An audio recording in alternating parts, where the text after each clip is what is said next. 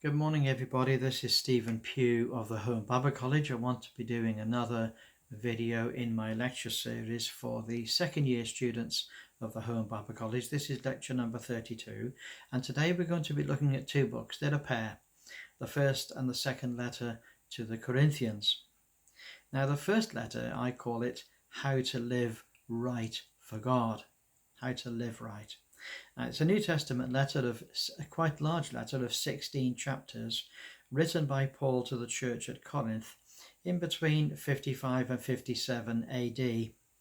Paul writes from Ephesus, a firm, straightforward letter to the church at Corinth. Paul identifies things that are wrong in the church and offers solutions.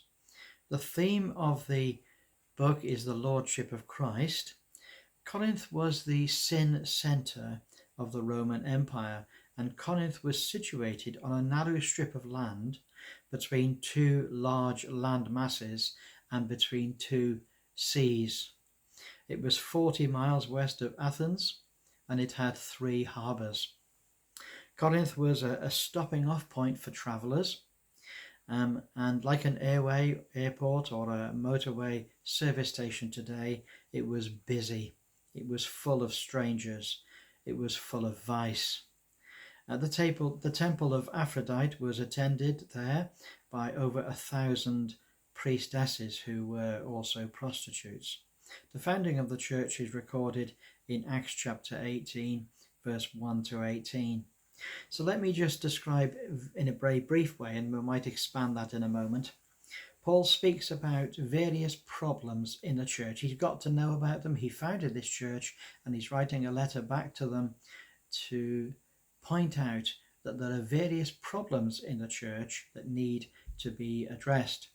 The first problem was divisions and disunity, and then the second was a whole series of disorderly behavior. And Paul goes through each of the aspects of disorderly behavior and, as it were, puts matters right to enable the church to be able to put matters right amongst themselves and to go forward. He also writes to answer certain questions. They had written to him, or they had communicated to him various questions that they had. He talks about marriage. He talks about freedom of conscience. He talks about worship. He talks about death and the resurrection. And he talks about the coming of the Lord. Now, all of these were really big and hot issues. They were exceptionally important. None of these issues are minor. Now, I'm not going to go through all of the chapters and explain every aspect of the letter, but I'll leave that with you for now for the first letter.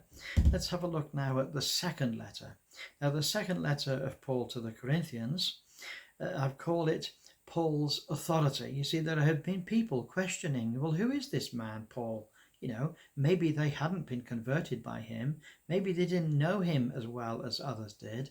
And so they were saying, well, who does he think he is? Is he an apostle? Maybe he isn't an apostle. And so there were these questions about his authority. So this is also a big letter, 13 chapters, written by Paul to the church at Corinth at roughly about the same time, but obviously following after the first letter. And Paul writes to state his authority as an apostle and to combat false teachers at Corinth. Now, Paul had written 3 letters to Corinth by now. 2 of them had been lost forever. 1 Corinthians was effectively the second of the 4. His previous letters had been much stronger and had been mostly successful. The Corinth Christians had been willing to change their ways and willing to come under his guidance. But a few people were saying, well, who is Paul and who does he think he is? So Paul writes to explain who he is. And Paul writes from Philippi this time. This is probably a more horrid letter and is so much more difficult to analyze. So let's look at this. He explains mainly 3 things in this letter. First of all, he explains his actions and his ministry. So this is the classic letter to understand Paul and what he's about. He explains the course of his life. He also explains the sort of ministry God has given him. These are the 2 main things. He also defends the collection for the poor Christians of Jerusalem. There had come a famine into Judea, and Paul and Barnabas and others had come together to provide famine relief. So Paul explains all of that. And then lastly, he has a large section in which he defends his apostleship. He was an apostle of the Lord Jesus Christ. He had seen the Lord Jesus Christ.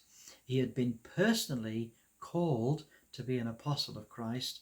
And so he defends his position, and he explains the calling that God has brought him into and the ministry that's unique that he has. So there you are. These are two great letters. They are full of tremendous, tremendous teaching for us as Christians, and I highly recommend them to you. God bless you. Look forward to speaking to you next time. Have a great day. Bye for now.